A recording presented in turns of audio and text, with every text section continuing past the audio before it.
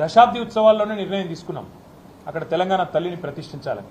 కానీ ఈరోజు కాంగ్రెస్ పార్టీ ఎంత కుసంస్కార పార్టీ అంటే ఆ ముఖ్యమంత్రి జై తెలంగాణ అనడు, అంబేద్కర్ విగ్రహానికి దండేయడు, 125 ఫీట్ల ఎత్తుల్లో ఉండే అంబేద్కర్ విగ్రహాన్ని కనీసం స్వతంత్ర దినోత్సవం నాడు కానీ 14 ఏప్రిల్ నాడు ఆయన జయంతి నాడు కానీ కనీసం అక్కడ లైటింగ్ ఏర్పాటు చేయరు, కనీసం పరిశుభ్రత కూడా పాటించరు. అమరజ్యోతి ఇంతవరకు కనీసం పర్యాటకుల కోసం ఓపెన్ కాలేదు. ఇంకా పైపెచ్చు ఇవన్నీ చాలదన్నట్టు ఏ రాజీవ్ గాంధీ గారైతే తెలంగాణ బిడ్డ అంజయ్యను అవమానించారో ఆ అంజయ్య గారి పేరు పక్కనే ఉండే పార్కుకు పెట్టింది ఆనాడు ప్రభుత్వం. కానీ అంజయ్య గారి పేరు పోయింది, అది లుంబిని పార్క్ అయింది. ఇప్పుడు ఏ అంజయ్య గారిని అయితే అవమానించిన వ్యక్తి ఉన్నారో ఆయన విగ్రహాన్ని తెచ్చి మా నెత్తిన రుద్దడం అంటే ఇది ఎంతవరకు న్యాయం అని చెప్పి వాళ్ళు నేను మా పార్టీ తరఫున అడుగుతా ఉన్నాం. మేము 10 ఏళ్ళు చాలా సంస్కారవంతంగా వ్యవహారం చేసినాం. రాజీవ్ ఆరోగ్యశ్రీ అనే పథకం ఉంటే దాని పేరు మార్చలేదు, అట్లే కొనసాగించాం. మా పేరు పెట్టుకోవచ్చు, ఇంకో పేరు పెట్టవచ్చు, కానీ మార్చలేదు. రాజీవ్ రహదారి అని స్టేట్ హైవే ఉంటే దాని పేరు కూడా మార్చలేదు.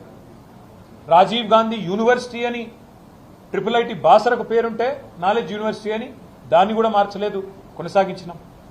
ఉప్పల్లో ఉండే అంతర్జాతీయ స్టేడియంకు రాజీవ్ గాంధీ స్టేడియం అని పేరున్నా దాన్ని కూడా కొనసాగించినాం తప్ప మార్చలేదు.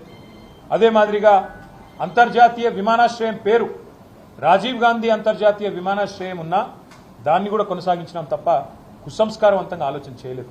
కానీ ఇవాళ బాధతోనైనా చెప్పక తప్పడం లేదు.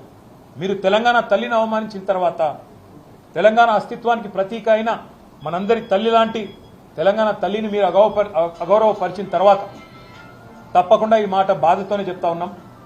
రాజీవ్ గాంధీ గారు మరి తెలంగాణకు ఆయనకు సంబంధం ఏందో నాకే తెలియదు.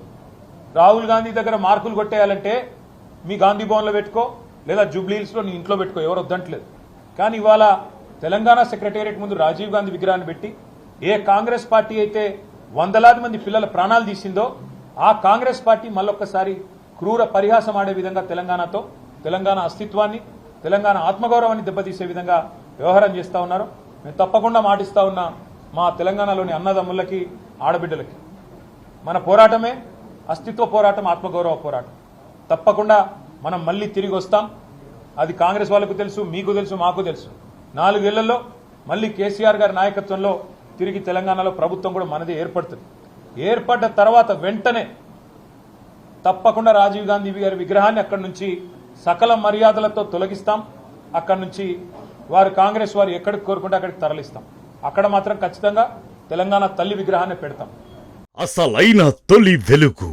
ఫాలో వాట్సాప్ @తొలి వెలుగు official.